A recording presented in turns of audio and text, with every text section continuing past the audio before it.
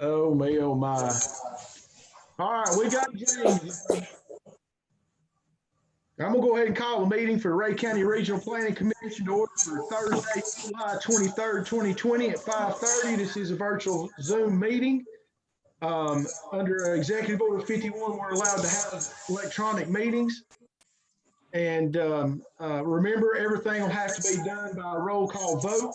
And if you're going to make a motion, then somebody's got two pieces of equipment turned on. I think that's Tommy. Tommy Ballard, do you have a computer and a phone going? No. No, just computer. That's where all the sound's coming from. Next is feed us back through. Everything be by roll call vote. And when you get ready to make a motion or a second, please state your name to help our clerk and secretary go through the minute process. With that being said, quorum has been established, and chair will entertain a motion for approval of the minutes from a previous meeting. So moved, Billy. Have a motion by Billy Thedford to have a second. Second, Jeff. Have a second by Jeff to have any discussion. Seeing none, roll call vote, madam. Everybody will have to unmute themselves when it's your turn. I've gone through muting some people so we won't have so much background noise. Sorry, I had to unmute. Jim Reed. Yes. Tommy Snyder. Yes. Shane Clark. Yes. Tommy Ballard. Tommy Ballard. Yes, he's saying yes. Billy Thedford. Yes. Jeff McDaniel. Yes. Okay. Motion carries. Under new business, K. Lance Harper's lot subdivision final plat, Doc Smith surveying, and it needed to move to the other side where the remaining acreage was listed. Has that change been made, James? Yes, sir. And is that, Chad, has that gotten back to you? I've not seen the change, but it was just a simple fix. Okay. All right. Chad, you recommend approval with the change and refer to staff for signatures? Yes. All right, Chair will entertain a motion. Shane Clark, so moved. Have a motion by Shane. Do I have a second? Second, Billy. Have a second by Billy. Any discussion? Seeing none, roll call vote, madam. Okay. Jim Reed. Yes. Tommy Snyder. Yes. Jeff McDaniel. Yes. Billy Thedford. Yes. Tommy Ballard. Tommy Ballard. Shane Clark. Yes.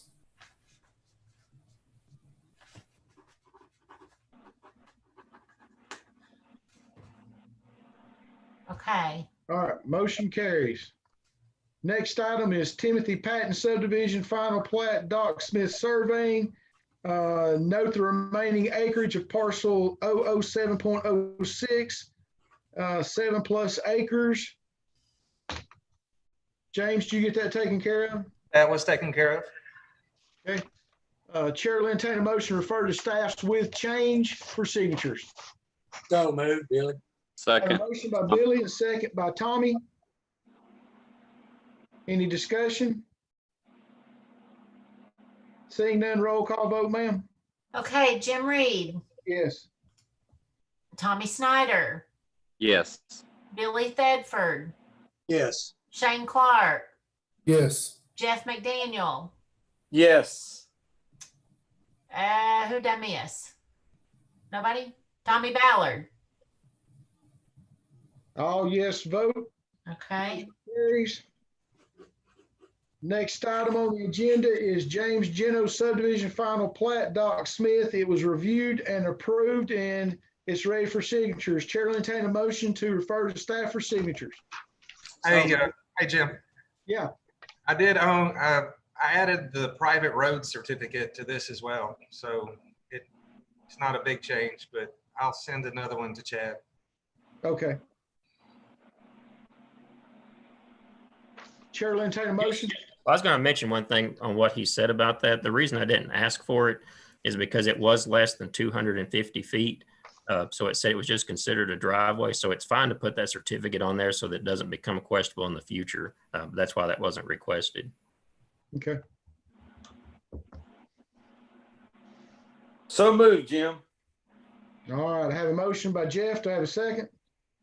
Second. Billy. Second by Shane Clark.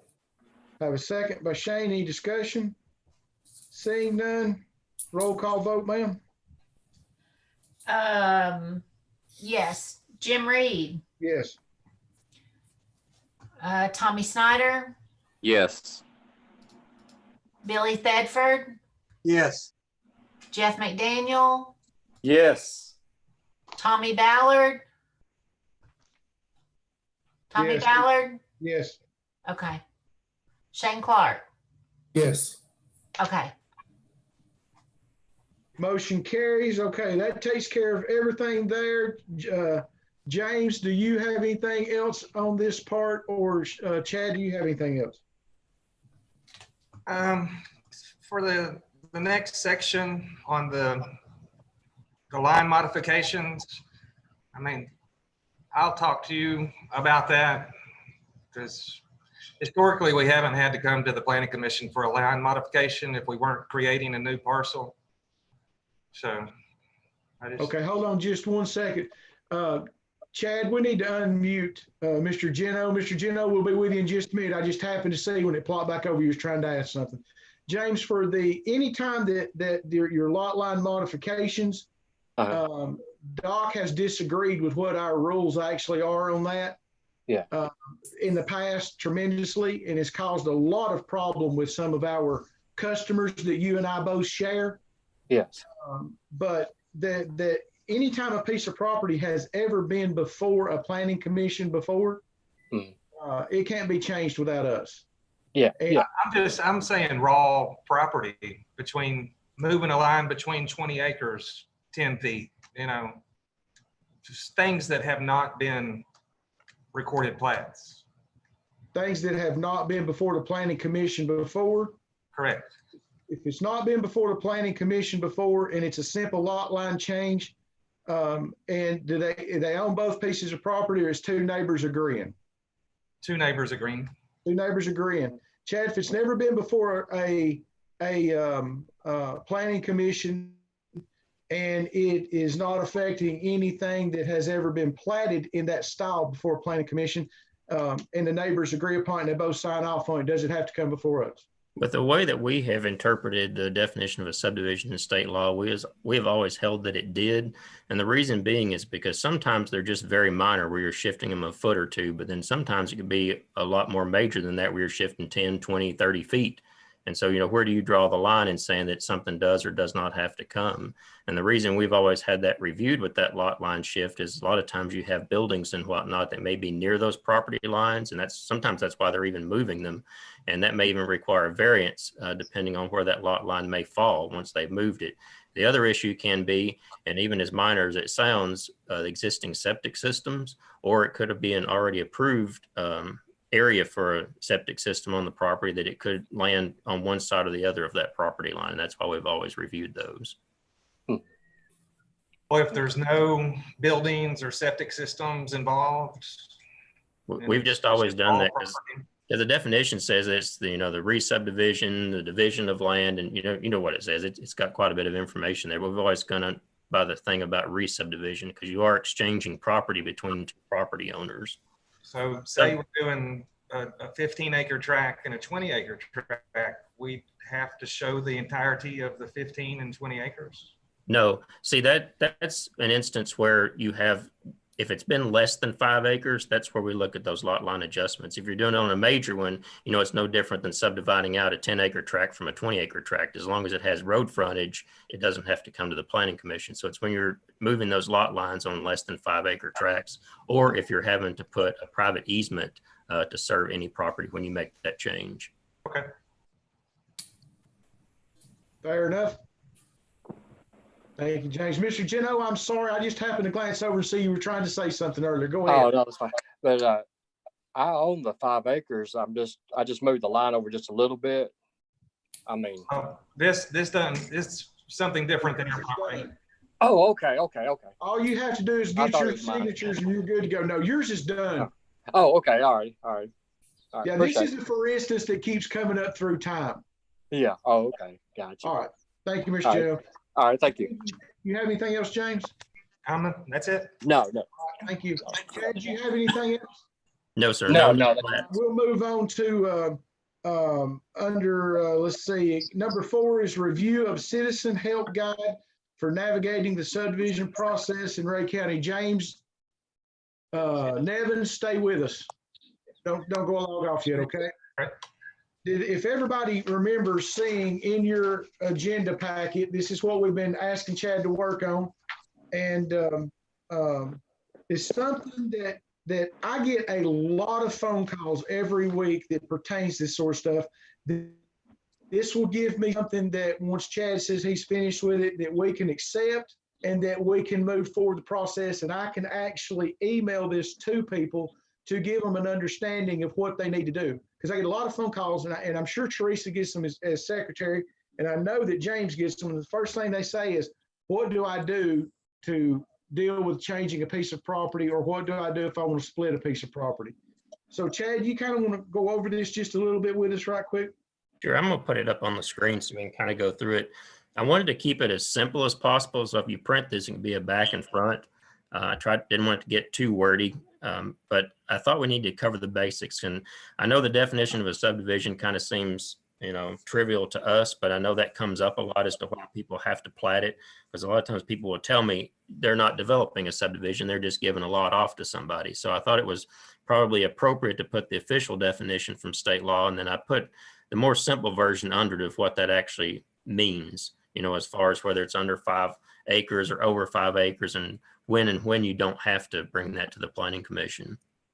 And I thought it was worth mentioning too, for those properties that are in a flood zone, that they need to know that a flood permit's required, that there are building permits in Ray County. So I talked to Jim and put his contact information on there the way he wanted it, so that if they want to apply for a building permit. And I also put the link to your web page on our website, where they can find the subdivision regulations. They can search to find out if they're in a flood zone or not. They can pull up the tax records from our website, and they can also go to the interactive map and look at it countywide, which also, when you go to the map that's on that page, you can also look at the zoning for Graysville, Dayton, and Spring City. So that gives you full coverage of the county on that map, and that's available on our webpage. But then beyond that, I just kind of went through the basic steps. I tried to cover as many scenarios as I could think of that somebody might come up with as to whether or not they needed a preliminary plat first or a final plat. So, basically the first step is to hire a surveyor. In a lot of cases, if they hire somebody like Doc or work with James on that, they're already going to be knowledgeable enough to help them through the process. So that kind of gets them started once they get with the surveyor, but just so they understand the process too. I put information about our meeting times, the types of typical certificates that were required on a plat, that it's up to the property owner to obtain those signatures, and in what order to do it. I gave the information too, when you get a little bit further down here, talking about roads, utilities, who they could contact. I don't have a contact name and number for somebody at TDEC. I thought that might be something better. So I just put the general number to call, because I know that changes hands some. They've redone the region here recently. And I know some people have retired. Some people have taken back over areas where they didn't previously work. So I didn't know what to put on there for that, but I did give the link there that you can go to on a website to actually apply for your permit, because they are doing those online now. And I also gave a list on TDEC's website to the approved soil scientists. So if they're looking for one to do the work on their property.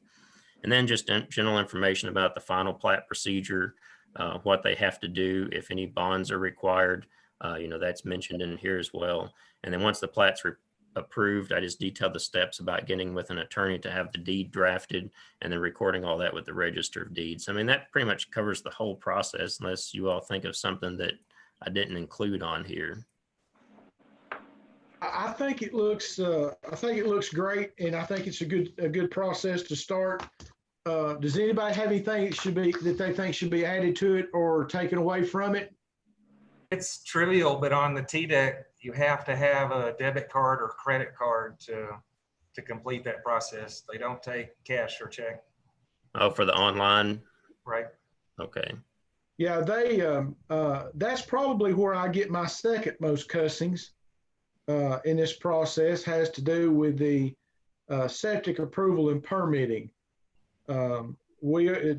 Vincent and myself are looking at some different things in that process that COVID did slow down for us, but we are looking at some different things to try to help with that process that we hope to be able to present to the full commission before year's end. Anything else from anybody? Okay, Chad, do you feel like that we're okay to take action upon this and start using it? Hey, if you're good with it, I mean, that's perfectly fine. And what I can do is once this is approved, I can put this on your webpage too. And that way people can pull this up and click on these links, but then you can still print it and give it to people as well. Right. And what I would like to do is if you don't mind, if you'll send this in a PDF form where it can't accidentally get altered, and email it to every one of the members of the Planning Commission, because I know that I get calls from different members of the Planning Commission as well, that they're getting the same questions, and then they can email it on to the person who's asking them the questions. I'll see that Carmen has it, and that Debbie Bird's office and that Teresa Hulligan's office has this as well, and that will help us in the process, I feel like. Chair will entertain a motion to accept the steps for subdividing land. If anybody care to make that motion? So moved, this Billy. I have a motion by Billy Thedford. Do I have a second? Second. Jeff. I have a second by Jeff. Any discussion? Roll call vote, ma'am.